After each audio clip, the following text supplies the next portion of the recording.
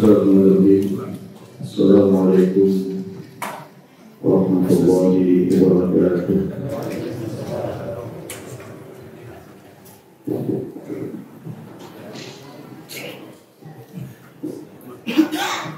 Alhamdulillah. Wassalatu wassalamu ala Rasulillah Muhammad bin Abdullah wa la haula wa la quwwata illa billah.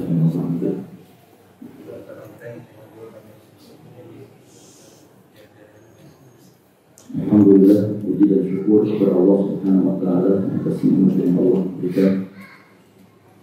Salawat dan salam kepada Rasulullah Muhammad sallallahu alaihi wasallam. Hadirin dan hadirat yang dirahmati Allah Subhanahu wa taala, dalam kita menjalankan ibadah,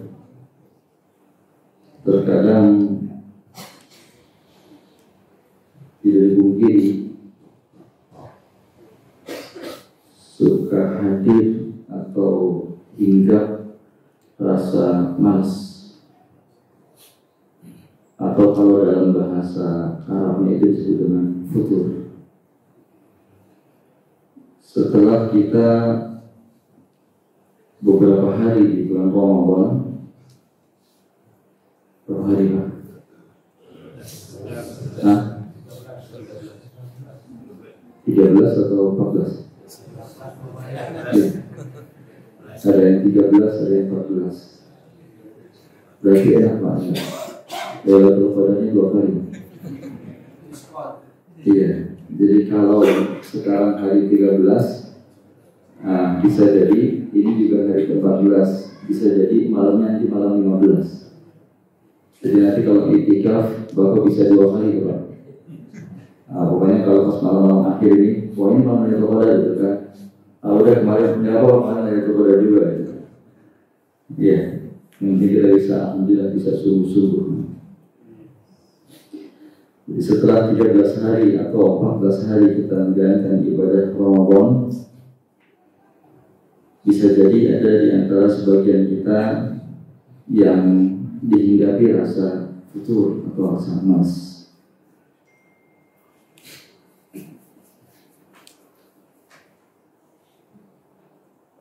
Rasa futur itu manusia kita. Jadi sesuatu yang dipermaklumkan. Asal jangan sampai futurnya itu meninggalkan hal-hal yang wajib gitu. Jadi kalau berkurang kualitas atau kuantitasnya berkurang, nah ini masih dimaklumi. Makanya kemudian kenapa diperintahkan dalam agama itu tidak boleh misalnya khutbah sampai berjam-jam gitu kan, khutbah Jumat misalnya. Atau kemudian juga misalnya kita baca sesuatu yang termasuk misalnya dalam kategori ibadah itu bisa sampai berjam-jam, karena bisa jadi ada rasa bosan, jenuh atau bosan. Tapi bisa juga futur itu karena memang ada faktor-faktor lainnya yang futurnya bisa jadi betul-betul meninggalkan hal-hal yang memang menjadi sesuatu yang dianggap sudah menjadi amalan yang dia lakukan sebelumnya. Nah, sebelum kita berbicara terkait dengan bagaimana cara untuk menghilangkan rasa futur dan menghadirkan kembali nikmatnya ibadah, maka kita harus tahu sebab-sebabnya. Sebab-sebab futur itu apa?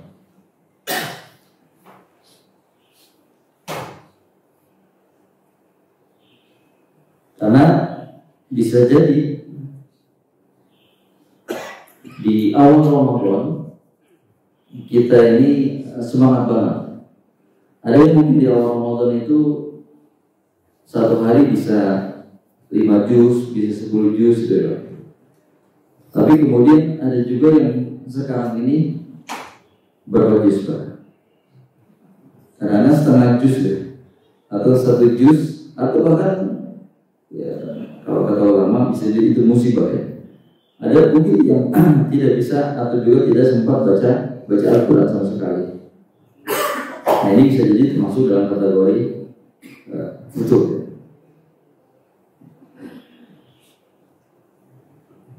Nah, ada beberapa hal yang disampaikan terkait dengan penyebab futur atau futur. Yang pertama adalah maksiat, Pak. Jadi maksiat yang dilakukan, maka itu bisa jadi salah satu penyebab kita agak berkurang atau sudah malas dalam melaksanakan ibadah Ramadan.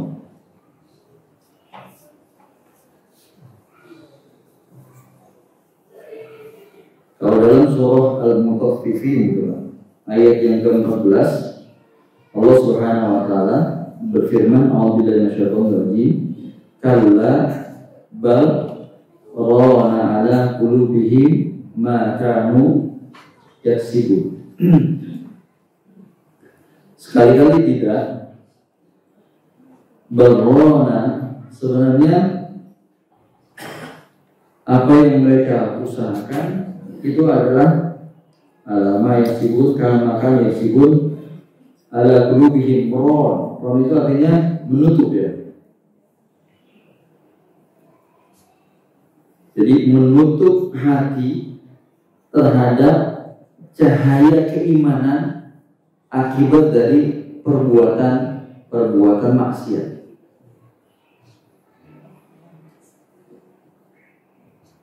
Bisa nggak orang puasa itu maksiat? Hah? Bisa. Jadi awalnya kita adalah orang yang sangat gembira menyambut datangnya Ramadan. Awalnya kita adalah orang yang sangat bersemangat, atau di awal-awal Ramadan adalah orang yang sangat bersemangat dengan ibadah Ramadan.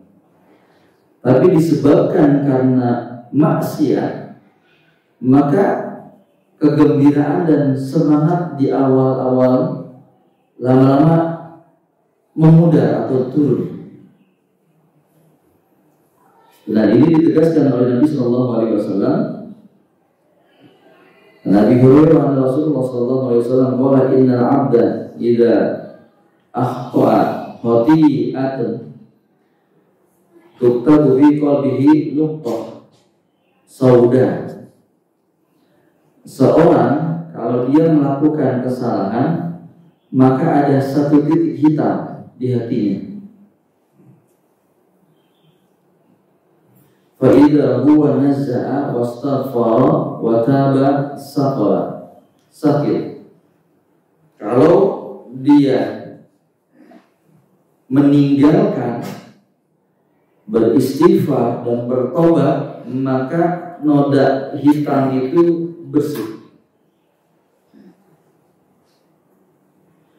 Wa in ada, tapi kalau belum sempat bertobat, tapi dia ngulang lagi maksiat itu, maka apa kata Rasulullah, zida fiha, maka semakin bertambah itu titik hitamnya. Titik hitam di hati semakin bertambah hatta sampai ta'alu qalbah, sampai hatinya itu dipenuhi. Artinya sudah nggak ada lagi celah sedikit pun. Wa huwa, dan itulah yang disebut dengan ar-ran.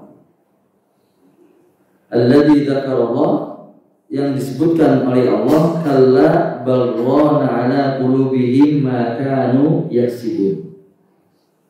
Jadi surah Al-Mutaffifin kemudian ditafsirkan dalam hadis bahwa Rasulullah mengatakan seseorang itu kalau dia melakukan maksiat apapun bentuknya, meskipun dalam hadis dikatakan Ramadan itu setan dibelenggu, tapi bisa jadi datangnya dari hawa nafsu, Pak.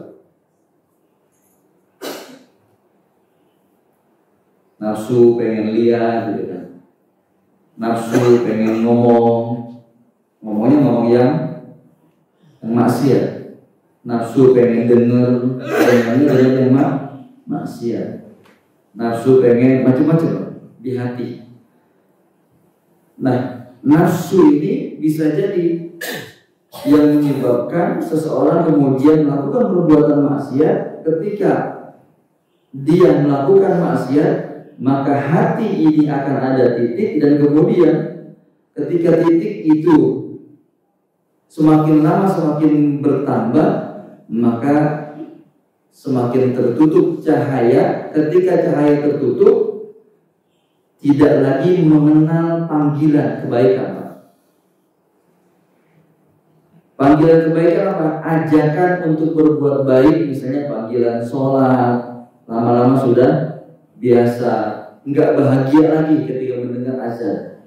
Atau ketika ada kajian, adanya kajian, maka bukan tambah semangat, atau kemudian tidak semangat atau tidak mau lagi mendengarkan kajian karena sudah tertutup gitu. Jadi cahaya keimanan itu akan berbanding lurus dengan kebaikan-kebaikan dari Allah Subhanahu wa taala. Orang yang menerima kebaikan atau juga orang yang menerima datangnya kebaikan atau dalam berbagai bentuk ibadah, maka berarti masih ada dan masih banyak cahaya. Tapi ketika cahaya di hatinya sudah ditutup oleh Allah, maka berbagai ibadah, berbagai kebaikan yang Allah Subhanahu wa taala hadirkan sudah tidak ada lagi respon dalam dirinya. Ya seperti kaca, Pak. Kalau kacanya masih bisa dipakai untuk bercermin, melihat diri, berarti kacanya masih bersih. Tapi kalau kacanya sudah tidak bisa dipakai untuk bercermin karena kotor, karena tertutup, maka tidak bisa lagi untuk bisa melihat diri mana yang baik, mana yang tidak baik. Hadirin yang dirahmati Allah Subhanahu wa taala.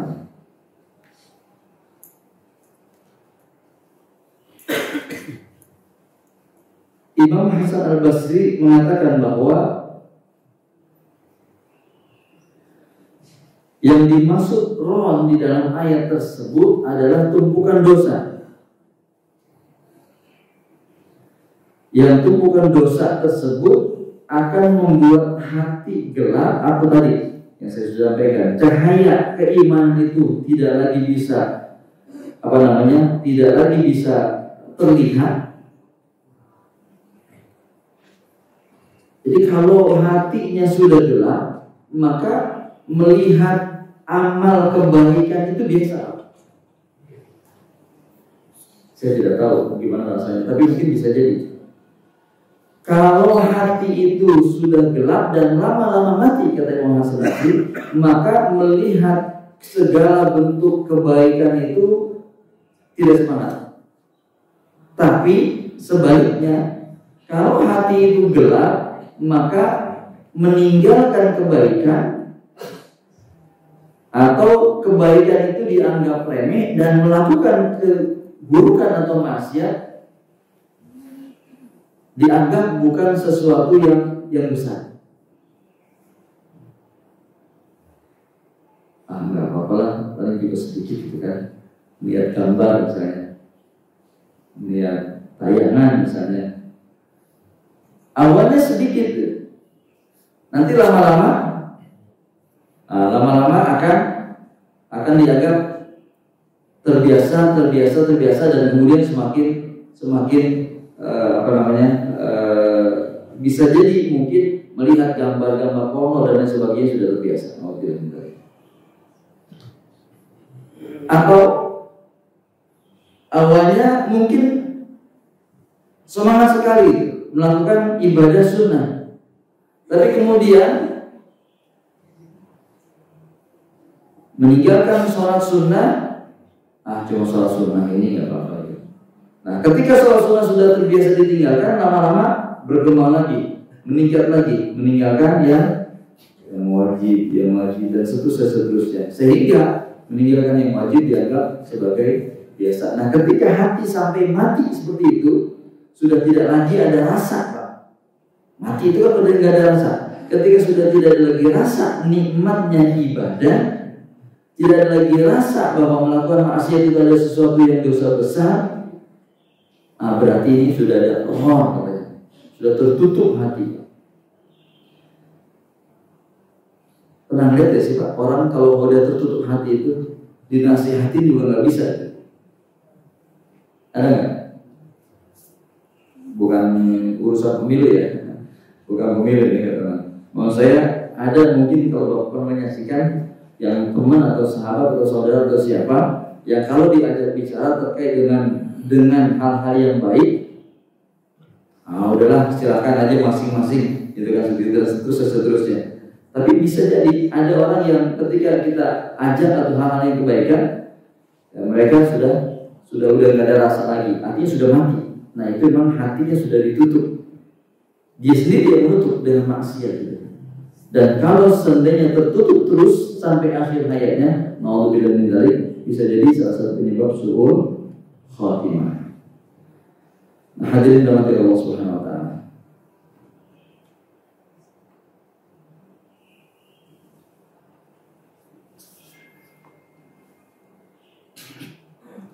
Bahkan kalau ada ulama misalnya Imam Mujahid mengibaratkan hati itu seperti telapak tangan, Pak.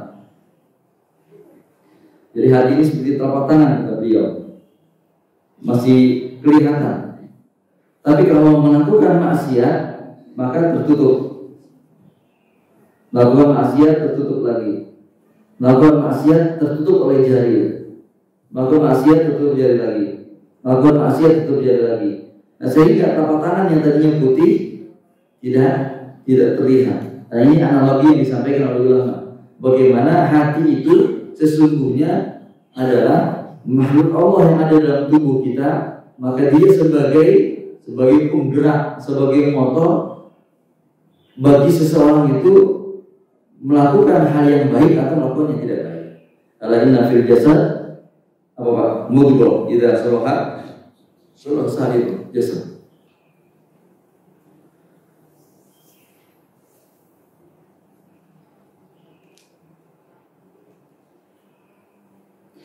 Dalam tafsirnya Imam Jalalain mengatakan bahwa maksud dari ron adalah hati mereka tertutupi oleh ron seperti karat.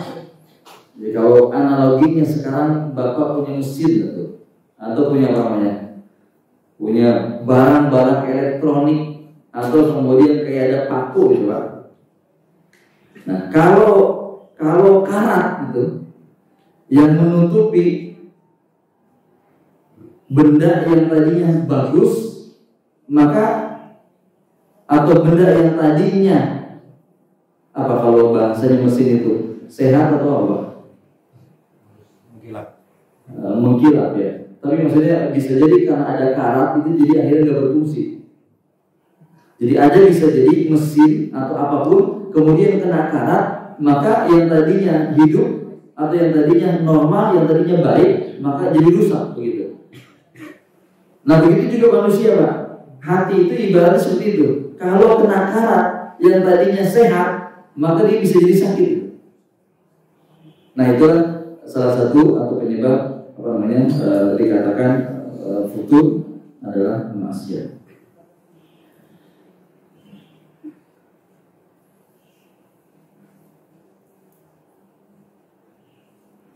Hadirin dan hadirat yang dirahmati Allah Subhanahu wa taala. Yang kedua, penyebab futur itu kalau kita lihat surah Al-Furqan ayat 28. Apa Pak? Bunyi Bu. A'udzubillahi minasyaitonir rajim. Ya wailata laitani lam attakhid fulana khalila gitu. Itu nanti banyak orang yang nyesel. Ya wailata, itu celaka.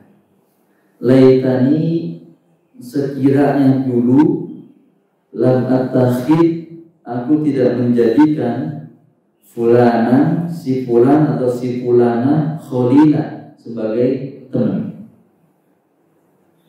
Yang kedua, suka nggak suka, sadar nggak sadar, dan ini dikatakan oleh Al-Quran bahwa lingkungan itu sangat berpengaruh. Lingkungan itu sangat berpengaruh. Bisa jadi yang menyebabkan futur atau kita malas ibadah di bulan Ramadan setelah awalnya kita rajin adalah lingkungan. Kalau di lingkungan tempat Bapak bekerja, di lingkungan tempat Bapak berusaha, dagang dan lain sebagainya, melakukan atau berbicara atau mendengarkan sesuatu yang mungkin bisa jadi itu adalah tidak ada faedah, manfaatnya, atau bahkan bisa jadi itu menyebabkan berkurangnya kebaikan kita. Awalnya kita mungkin menolak, tapi lama-lama bisa jadi terbiasa, menerima dan terbiasa.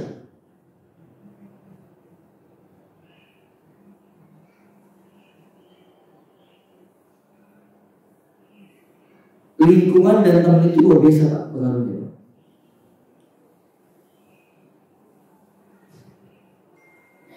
Kalau dalam tafsir ayat tadi itu ditafsirkan begini.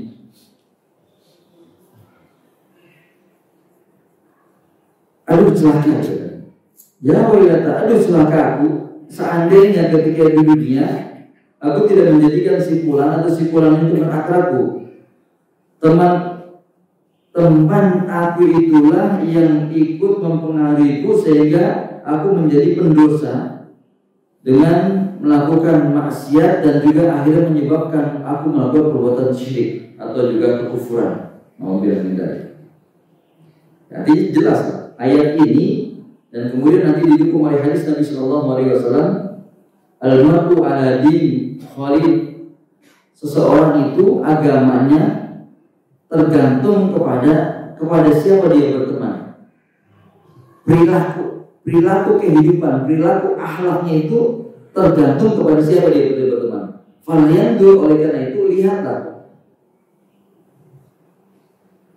dengan siapa dia bergaul, dengan siapa dia sering duduk, maka disitulah akan terlihat bagaimana perilaku keagamaan, ucapannya, ibadahnya, perilaku dan lain sebagainya. Nah, jadi hadirin yang namanya Allah Subhanahu wa taala, ini penyebab yang kedua. Penyebab yang pertama tadi adalah maksiat apapun bentuknya, yang kemudian lama-lama itu akan menutup hati kita. Yang kedua, penyebab seseorang futur itu maka bisa jadi adalah teman duduknya.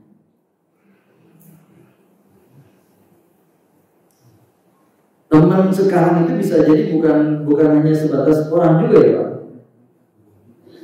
Kalau sekarang ini teman banyak juga kan. Makanya kemudian ada yang mengatakan sebaik-baik teman duduk itu apa? Ada yang mengatakan apa? Buku gitu. Nah, kalau sekarang berarti bisa jadi bacaan juga, bisa jadi juga apa? Tontonan juga. Itu teman. Kalau yang ditonton ini bulan Ramadan apa? Apa biasanya Pak? Nggak tahu juga.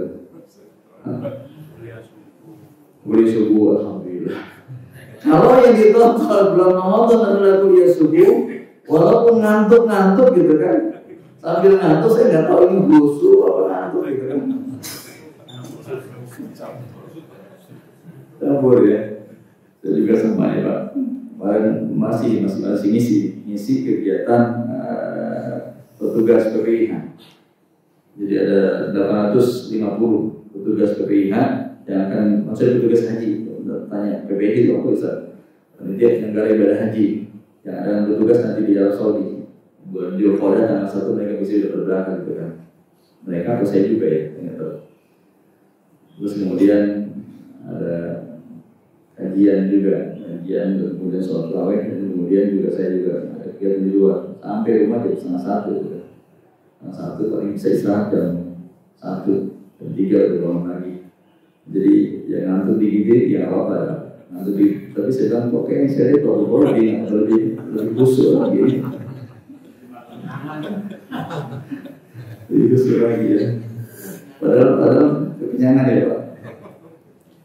Ya kalau salah pakai cukup form aja Pak, kalau 3 sama air aja gitu. Nah jadi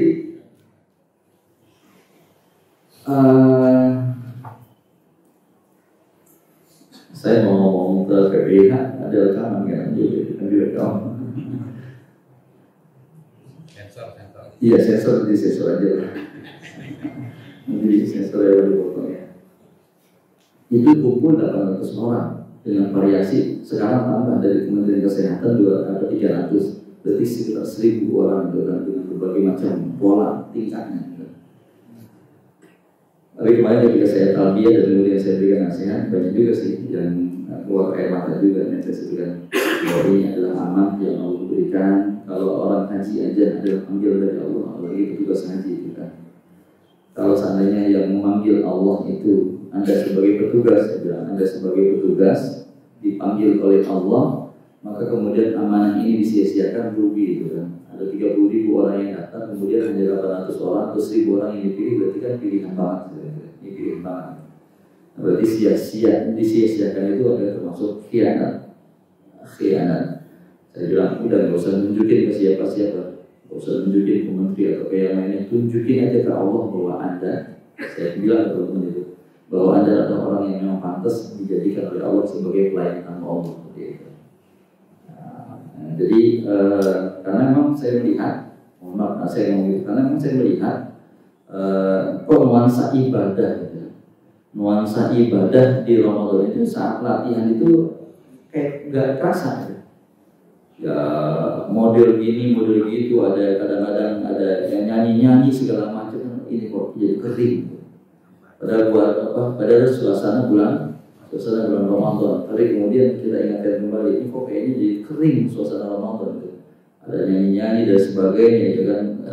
Makanya kemudian, ya itu tadi saya bilang bahwa teman duduk itu atau lingkungan atau keadaan itu sangat berpengaruh. Maksudnya saya mengaitkan ini dengan mencontohkan kejadian yang baru juga saya alami, bahwa dengan kondisi misalnya, contohnya tadi nanti diambil dia ya. Dengan kondisi misalnya pelatihan dengan berbagai macam pola dan juga berbagai macam kegiatan yang kadang-kadang mohon maaf misalnya materi berlanjut pada azan, kemudian bahkan jam 7:30 sudah harus kumpul, padahal isya baru selesai. Kemudian teman-teman akhirnya gimana? Enggak sholat tarawih. Tarawihnya nggak tahu, mungkin nafsi-nafsi masing-masing atau gimana itu kan. Jam 7:30 sudah harus siap kumpul gitu kan. Ya karena saya posisinya sebagai fasilitator ya, kalau saya sebetulnya tarawih aja gitu. Tarawih apalagi kalau kemudian ditugaskan atau ada yang minta ceramah ya kan saya seringnya keluar juga ke masjid-masjid gitu. Tapi saya merasakan bahwa loh ternyata betul memang hadis Nabi SAW bahwa lingkungan dan teman itu bisa jadi membentuk kita gitu. Ya kayak tadi posisi misalnya mohon maaf ya saat lingkungan kondisi seperti itu latihan misalnya waktunya sholat isya, sebatas sholat isya karena sudah diminta untuk harus kumpul, akhirnya sholat tarawihnya nggak ada itu kan. Dan kemudian misalnya saat azan karena misalnya pemateri mengatakan tangguh nanti aja ya kita sholatnya, dan kemudian akhirnya ditunda, akhirnya sholatnya belakang nggak jamaah atau jamaahnya pun agak terlambat gitu. Nah ini artinya bahwa kondisi itu misalnya dalam hal yang positif latihan, apalagi kalau seandainya mungkin hal-hal yang mungkin kita bisa tunda terus gitu kan. Lagi bawa mobil udah azan, entahlah tanggung berhenti di sana aja, tanggung ujung-ujungnya jam 6 sholat dari asarnya bisa seperti itu. Karena tanggung terus gitu kan. Nah artinya bahwa kondisi yang bisa menjadi penyebab kita malas adalah salah satunya adalah lingkungan atau teman. Yang ketiga penyebab futur itu kalau dalam Al-Quran surah An-Nur ayat 30. A'udzu billahi kullil mu'minina yaghuddu min absarihim wa yahfazu furujahum dzalika azka lahum innallaha khabirun bima yasnaun. Wa kullil mu'minat dan seterusnya. Apa Pak? Enggak jaga pandangan. Coba. Pandangan itu sumber. Pandangan itu sumber segalanya. Panah itu sebagai panah. Orang bisa jadi malas ibadah Ramadan ketika dia sudah tidak lagi menjaga pandangan. Bukan jaga pandangan, ini malah yang ada ditonton ya Pak. Yang ada malah dipelototin gitu kan ya. HP kadang-kadang lagi scroll apa tiba-tiba keluar iklan, keluar gambar. Nah seperti itu, malah dipandangin gitu kan. Nah jangan. Saat Rasulullah SAW an-nadratil faja'ah, bahwa Jabir bin Abdullah mengatakan, saya bertanya kepada Rasulullah tentang pandangan yang pandangan tersebut tidak saya sengaja. Fa'amaruni an asrif. Bahkan Rasulullah memerintahkan untuk memalingkan basori pandangan saya. Jadi kalau Anda melihat sesuatu yang tidak sengaja Pak, iklan atau TV, ya segera ganti gitu. Atau melihat ada orang di jalan pakai jilbab gitu kan, segera tunjukin pandangan gitu kan. Jangan astagfirullah. Tapi matanya tuh iya istighfar menghapuskan dosanya gitu kan. Tapi kemudian astagfirullah sambil terus dipandangin. Nah gimana gitu kan. Jadi ayatnya alhamdulillah gitu. Bahkan ada yang, tapi ini gak baik sih kayak ya apa namanya, dilihat apa namanya, sayang. Iya itu seperti itu ya. Saya ngomongnya gitu. Jadi kalau seandainya nggak dilihat, udah gitu lah gitu ya. Ada istilah-istilah begitu terus pikir kalah nggak baik terus mencontoh orang nggak baik gitu katanya. Jadi mubazir gitu kan. Nah jangan sampai lah. Mubazir itu baik kaitannya dengan hal yang baik ya Pak ya. Masa melihat atau melakukan yang tidak baik kemudian kalau nggak diterusin mubazir ini. Jangan itu seperti itu ya. Nah jadi yang ketiga adalah penyebab salah satu bisa jadi ibadah kita sekarang ini berdoa adalah ketika kita sudah tidak lagi menjaga pandangan mata kita. Teman yang ada di sekitar kita, termasuk teman duduk kita, buku kah atau HP kah, HP Pak. Coba lihat, Bapak sekarang misalnya, yang tadinya awal Ramadan, pokoknya HP cuma sekedar WA, lihat kemudian juga nih, nggak usah pakai Facebookan, nggak usah pakai Instagraman, nggak usah pakai Twitteran dan sebagainya itu kan. Nah sekarang, dia sebentar aja lah, capek habis baca Quran. Nah terus kemudian lama-lama, kok baca Qurannya cuma setengah jam, main HP-nya bisa jadi. Udah Bapak sendiri jawab gitu ya. Kemudian yang keempat, penyebab futur itu adalah tempat yang membangkitkan syahwat. Maksudnya gimana ya? Maksudnya adalah tempat kita biasa. Kalau saya pikir ini nggak ada ya. Kalau Pak yang dan tongkrongan lah Pak. Tongkrongan itu. Hari apa ya? Saya kemarin hari apa lupa saya. Diundang. Ada beberapa teman, ada dokter gitu ya. Dokter kemudian ada yang dari Pakistan, ada yang dari Malaysia, ada yang dari Jordan, Mesir, banyak kali kumpul. Nah ini kan saya bilang ini antum ustaz-ustaz itu kan, tapi kemudian kumpul di buka puasa kumpul di kafe. Nah, daerah ya ada daerah lah, Jakarta gitu di Jakarta. Saya diundang, saya pikir sudah lama lah nggak ketemu teman-teman ini kan. Lalu kalau tempat tongkrongan seperti itu, lalu kan nggak pandang mau dia ustaz atau enggak kan, yang hadir di situ juga banyak. Orang yang buka terlihat auratnya segala macam gitu kan. kita mau ngomong juga ada musik segala macam, segala ngantuk ini gimana sih Ustaz, tapi kok kumpulnya di begini, kenapa nggak buka puasa bersama-sama kita di masjid aja lah gitu seperti itu. Dan memang benar ya, Rasulullah SAW iyyakumul julus al torfan, kalian berhati-hati jangan duduk di torofan, artinya di pinggir jalan. Faqulu malana, kenapa ya Rasulullah? Innama hiya majalisna fa idza ataitum ilal majalis. Jadi kata Rasulullah, orang yang sering duduk di pinggir jalan, maka bisa jadi itu tempat yang mudah sekali terkontaminasi untuk melakukan maksiat. Ada orang lewat, ya macam-macam kan bentuknya, macam-macam kan modelnya orang itu. Artinya tempat yang banyak atau tempat yang bisa kita katakan sebagai penyebab mudahnya untuk datang maksiat, ya diusahakan untuk dihindari. Untuk dihindari. Kenapa? Karena bisa jadi itu yang menjadi penyebab untuk kita futur. Belum enak nih, kolega gitu kan, teman kantor gitu kan. Apalagi lagi di sini saya lihat banyak bos-bos ini. Ya, ini pimpinan-pimpinan perusahaan atau juga pengusaha-pengusaha di sini, entrepreneur banyak sekali nih kan. Ya.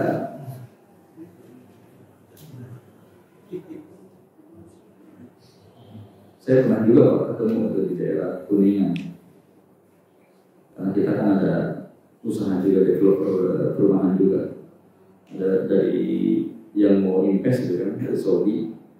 Interventornya di Kuningan, baru kata saya. Ngajak ini jalan di sini lah, kalau di sini. Karena kenapa? Karena memang tempat-tempat yang dipakai atau digunakan untuk orang yang nongkrong. Bahasa sini nongkrong ya Pak. Apalagi sekarang menjamur banget ini. Kafe-kafe temen nongkrong. Itu mau sedikit mau banyak, ada kemungkinan untuk terjadinya maksiat. Nah itu bisa jadi penyebab untuk fitur Pak. Jadi bisa jadi itu salah satu penyebab untuk terjadinya seorang melakukan futur atau juga malas.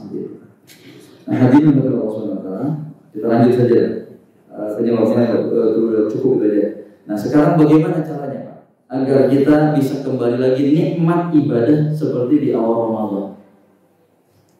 Atau saya sih berharap mudah-mudahan Bapak Ibu bukan awal Ramadan Ustaz, saya malah sekarang lebih enak lagi. Alhamdulillah kalau gitu Pak. Awal Ramadan kok kayaknya saya biasa-biasa saja, tapi sekarang semakin hari saya semakin enak ibadah. Nah ini bagus Pak.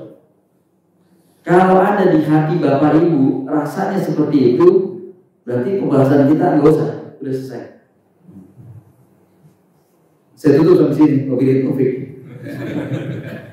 Tapi kalau seandainya ada, kok kayaknya saya semakin hari semakin begini ya. Kemarin dari awal Ramadan itu saya sempat kuat loh, sampai bisa 5 juz satu hari. Sekarang bukan 5 juz, 5 ayat. Nah berarti nggak apa-apa kita bahas ini. Gimana Pak? Kita bahas atau kita sudah cukup kan di sini aja? Hah? Kita bahas ya. Nggak apa-apa kita bahas ya. Baik, Bapak bisa lihat surah Fussilat ayat yang ke-6. Ada yang pegang HP digital atau pegang Al-Quran Pak?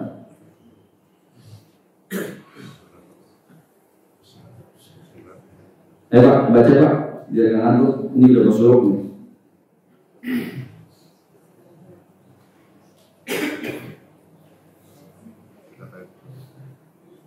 Hah?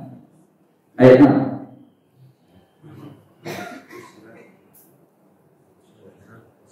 Surah Fussilat. Yang kecengan atau Pak? Kalau tentang puasa aja.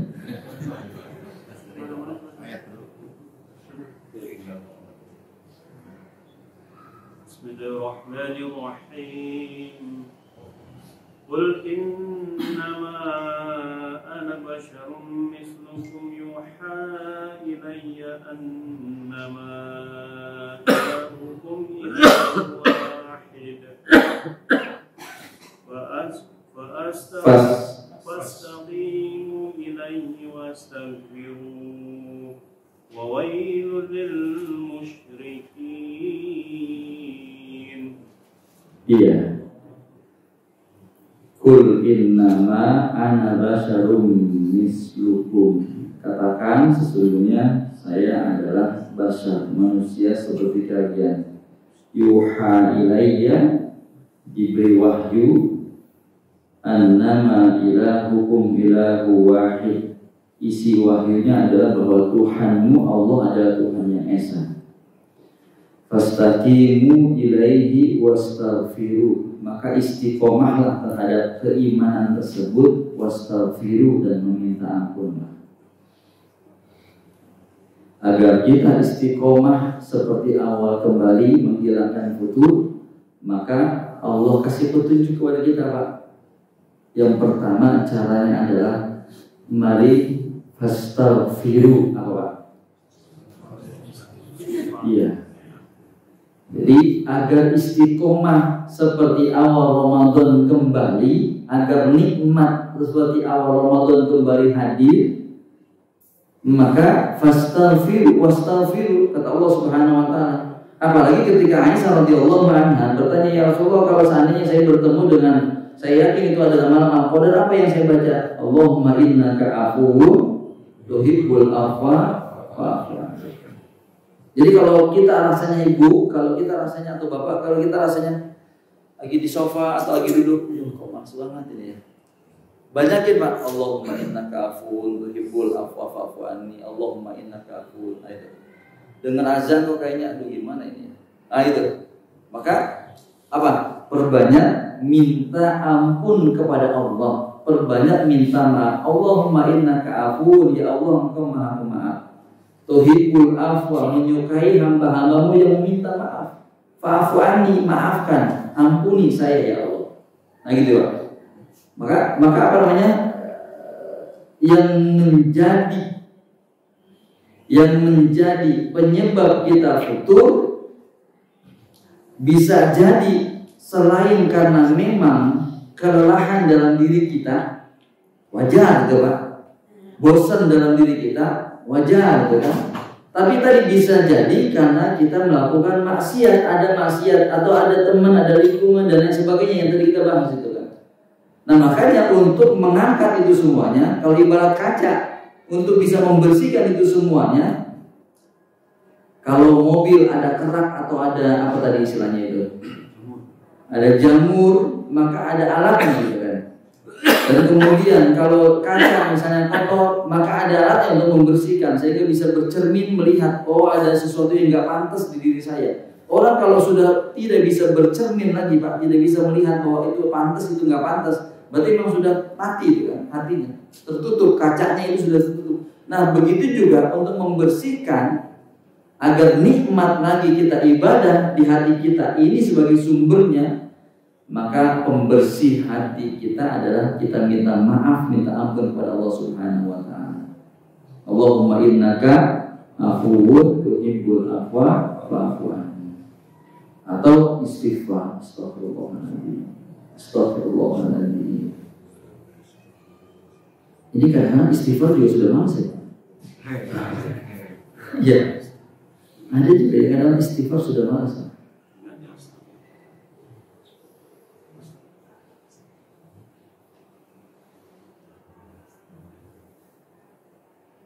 Saya tapi nanti diedit lagi ya. Saya membuktikan itu Bapak. Saya membuktikan, nanti Bapak silakan amalkan aja. Waktu kemarin sebelum sidang disertasi itu, karena sering dinas gitu kan, akhirnya bayaran juga nggak tahu gitu. Bayaran sampai berapa semester saya nggak bayar gitu kan. Ditagih-tagih oleh kampus segala macam kebutuhan 60 juta. Gimana nih? Anak kemarin baru berangkat luar negeri, uang kebutuhan juga buat yang lainnya. Kebutuhan harus bayar 60 juta. Terus tiba-tiba dihubungin, ini harus berangkat ya ke Arab Saudi gitu kan. Ternyata kemudian yang didapatkan lebih, yang dapat lebih, bahkan bisa kita lakukan hal yang lainnya yang positif tentunya gitu, dari uang yang kita dapatkan. Saya target Pak, alhamdulillah setiap hari itu minimal saya istighfar 1000 kali, salawat 1000 kali, hasbunallah wa ni'mal wakil, itu 450 kali. Dan itu ya benar kata Rasulullah, pasti benar. Allah kasih jalan keluar apapun ada masalah itu, Allah kasih jalan keluar. Rizki yang dari dua itu benar. Kalau rizki di dua itu kan memang ada ya Pak. Ya Bapak mungkin kayak punya gaji lah gitu kan. Ada gaji, itu kan rizki yang diduga gitu. Oh setiap awal bulan pasti saya dapat segini gitu kan. Itu rizki juga. Tapi rizki yang kita nggak tahu apa-apa kok tiba-tiba ada gitu. Sedekah atau apa itu pasti rizki yang nggak diduga-duga itu banyak yang Allah akan hadirkan kepada kita kalau kita ini.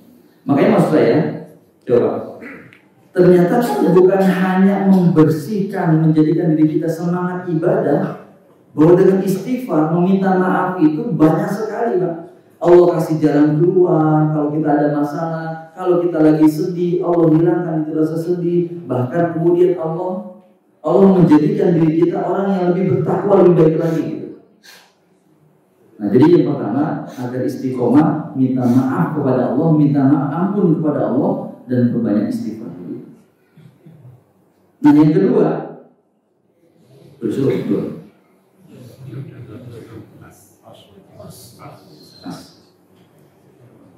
Kalau tadi ada 4 poin, sekarang 5 poin Pak. Ini baru 1. Saya survei juga.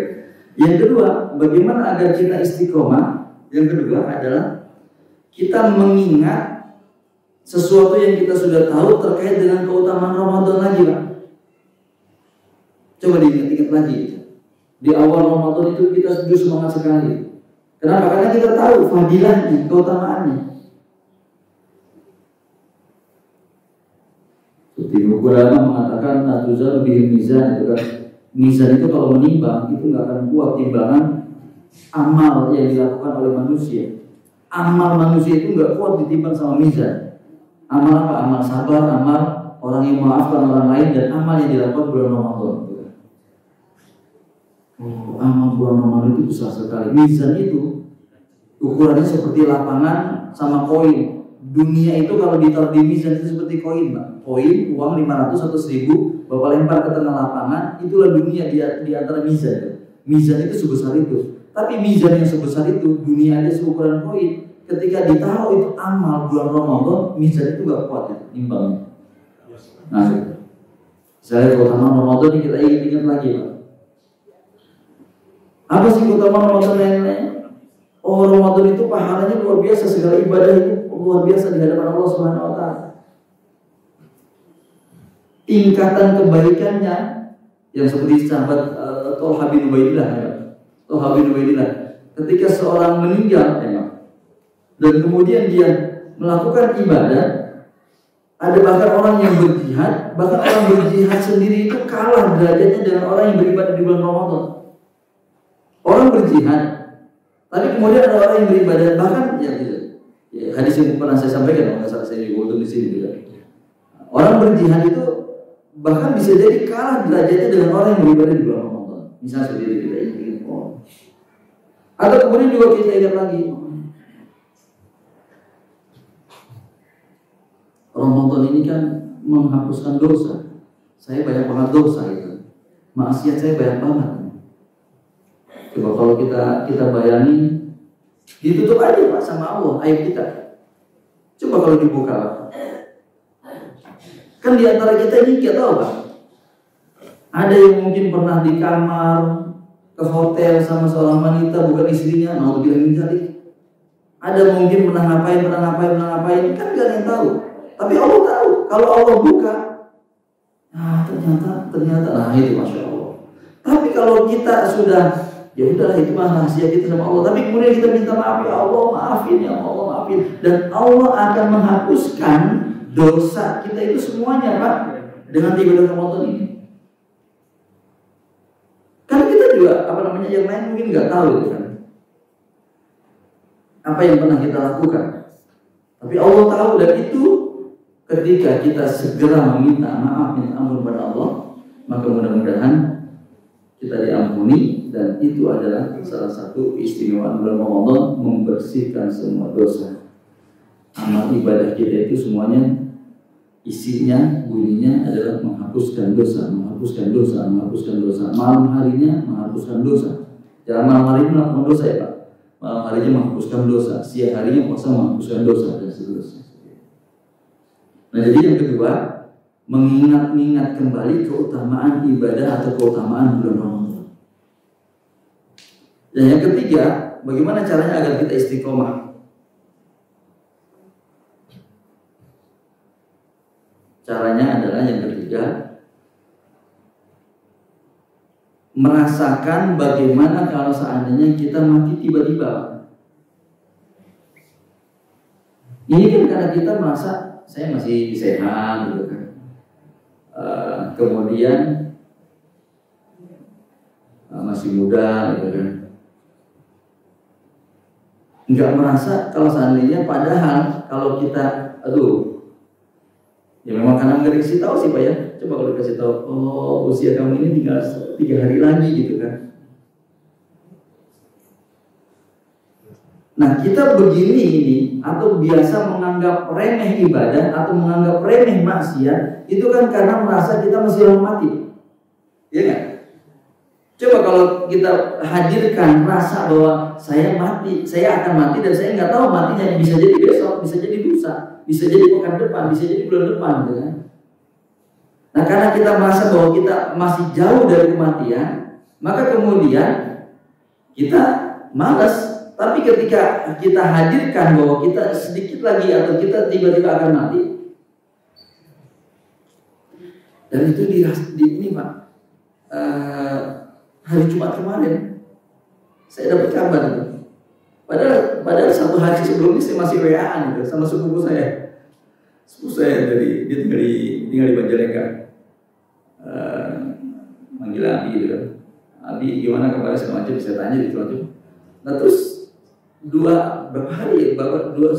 hari sebelumnya itu masih WA, masih nanya kabar segala macam. Nah, terus tiba-tiba hari Jumat dapat kabar. Hari Jumat kata istri sih lagi puasa, terus tiba-tiba kayak agak sakit dadanya. Sebelum buka puasa meninggal. Saya bilang, waduh, kalau meninggalnya hari Jumat, lagi ibadah lagi. Jadi kalau orang meninggal hari Jumat, mudah-mudahan masuk kata Rasulullah, dibebaskan dari siksa kubur. Apalagi kalau meninggalnya lagi ibadah gitu kan. Mudah-mudahan kita juga meninggal lagi ibadah ya Pak. Jangan lagi sedang melakukan maksiat. Ada juga yang ada nakiyin juga kan. Orang lagi sujud, lama gitu, sujud nggak bangun, ternyata terus meninggal. Enak banget kalau meninggal gitu ya. Insya Allah, nggak nyusahin. Meninggal lagi sujud Pak. Kita meninggal lagi ngapain? Tergantung kebiasaan kita. Kita biasanya ngapain? Udahlah, ini kayaknya kalau lihat segini ini udah ada yang wajah pensiun, ada yang mendekati pensiun. Kalau wajah pensiun, iya, kalau udah wajah pensiun atau wajah mendekati pensiun kan berarti kan sudah dekat gitu kan ya. Ya udah, pokoknya melakukan kebaikan aja terus lah, gitu aja. Kalau aktivitasnya kayak Rohit lah kita di Patan ya, Patan Ubi ya, gitu kan. Jadi ngurusin santri mulu, yang penting aman ya Pak, ngurusin santri, masya Allah. Pokoknya apapun aktivitas sekarang udah kita ini aja Pak, ingat kalau seandainya kita mati tiba-tiba, gitu aja. Nah kalau kita tiba-tiba mati, saya misalnya lagi nggak melakukan kebaikan, hati-hati Pak. Oleh karena itu, yang ketiga, agar kita semangat lagi Ramadan, tanamkan dalam hati kita bahwa kita juga nggak tahu umur kita sampai kapan. Nah yang keempat adalah juga tanamin dalam diri kita belum tentu bertemu lagi Ramadan tahun depan. Ada nggak yang menjamin kita ketemu Ramadan Pak, tahun depan? Siapa? Nggak ada yang menjamin Pak. Bisa jadi ya ini Ramadan terakhir Allah berikan kepada kita. Kalau sahabat Talha bin Ubaidillah yang tadi bercerita dia bertemu sahabat dalam mimpi yang dia juga memang di surga Pak. Dan dalam mimpi itu 2 orang yang masuk surga itu mengatakan, keluar katanya kawan. Kamu itu belum waktunya itu kan. Tapi memang pasti di surga juga, karena dari 10 orang yang dijamin surga salah satunya tadi sahabat Tolha juga. Nah, sahabat Tolha dengan mimpi seperti itu kan berarti kaitannya dengan kita belum tentu bertemu Ramadan. Artinya bahwa memang bisa jadi Ramadan ini adalah Ramadan terakhir bagi kita. Kalau Ramadan terakhir bagi kita yang pahalanya besar banget, dan menghapuskan semua dosa-dosa, kemudian berlalu sia-sia, malamnya kok nggak terasa gitu kan? Habis sholat tarawih, orang pada sholat tarawih, kita malah nggak sholat tarawih. Kemudian malamnya sampai jam 12 dan seterusnya. Besok udah pagi lagi, pagi karena begadang akhirnya tidur sampai jam 4 baru bangun, nggak ngapa-ngapain. Lama hari-hari Ramadan isi begitu saja, gitu kan? Oleh karena itu, agar kita kembali lagi semangat, maka mari kita mengingat bahwa kita belum tentu bisa bertemu kembali Ramadan yang akan datang. Gitu ya. Nah, hadirin yang Allah Subhanahu wa taala, yang terakhir adalah mari kita hadirkan rasa malu kepada Allah. Malu kita diberi nikmat oleh Allah banyak artinya. Malu kita belum bisa banyak melakukan hal-hal yang Allah perintahkan, yang padahal Allah sudah banyak memberikan nikmat yang tidak terhingga kepada kita. Jadi kalau orang sudah putus urat makhluknya kepada apa yang Allah berikan kepadanya, terhadap apa yang Allah berikan kepadanya, dan kemudian dia sudah merasa biasa-biasa saja, nah maka ini bisa jadi dia sudah tidak ada lagi rasa untuk nikmat ibadah. Tapi ketika kita merasa kok kayaknya malu ya sama Allah ya, kok kayaknya dia enak gitu kan. Ya analoginya seperti bapak sama ibu gitu kan. Kemudian sering ngasih sama anak, tapi anak kemudian ketika sudah merasa ketika sering dikasih sama orang tua, ketika dipanggil, ketika misalnya diminta datang, kemudian anak itu merasa cuek segala macam karena udah nggak merasa beban lagi, marah nggak Pak? Enak nggak kita sebagai orang tua nih, bapak misalnya nih, analoginya sebagai orang tua, bapak banyak ngasih anak bapak gitu, kemudian bapak minta tolong sedikit aja, nah tolong ambilin atau tolong beliin ayah itu ibu misalnya beliin bapak mau apa, es campur atau apa? Es teh tuh masih pagi ya Pak. Misalnya minta beli apa sesuatu gitu kan, tapi kemudian anak itu karena merasa dia nggak ada respon gitu kan, rasanya gimana Pak? Kesel kan? Itu anak. Lalu bahasa kasarnya, kamu dengar nggak sih? Atau mereka keluar bahasa binatang itu kan, budak kenal di itu kan.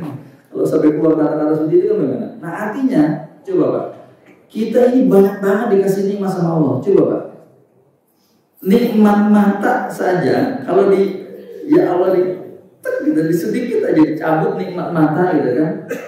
Kemudian bayangan jadi burung gitu kan. Pandangan jadi burung, gimana rasanya? Nikmat dengar nih bisa dengar. Kemudian nikmat macam-macam Pak. Bapak bisa merasakan tangannya bisa bergerak. Ada nggak yang tangannya nggak bisa bergerak? Ada nggak? Coba lihat rasanya. Tangan kiri nggak bisa bergerak, atau tangan kanan nggak bisa bergerak. Kalau dia makan akhirnya tangan kiri, kalau dia buang air dan sebagainya. Coba kalau kita pikirin ini kan kita karena kita nikmat terus. Coba kalau sekali-kali kita dikasih sakit, yang sakit tersebut ternyata kemudian akhirnya kita sadar. Tapi kalau dikasih sakit kemudian nggak sadar juga, ya memang udah apa istilahnya, double ya, udah double banget gitu.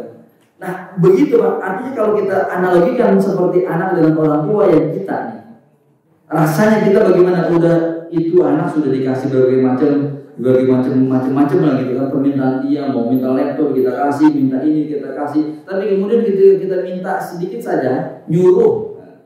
Artinya kan yang namanya kewajiban itu kan perintah dari Allah. Atau kemudian yang dilarang, kamu jangan gini kata Allah kan seperti itu. Dan kemudian kita juga melarang kan. Nah nanti kalau bergaul jangan ini. Kalau pergaulan bebas nanti akibatnya begini. Ternyata dia melanggar. Akhirnya kan bisa jadi terjadi Pak, kecelakaan gitu kan. Nah ketika terjadi kecelakaan, yang malu siapa? Orang tua juga gitu kan. Tapi apa namanya?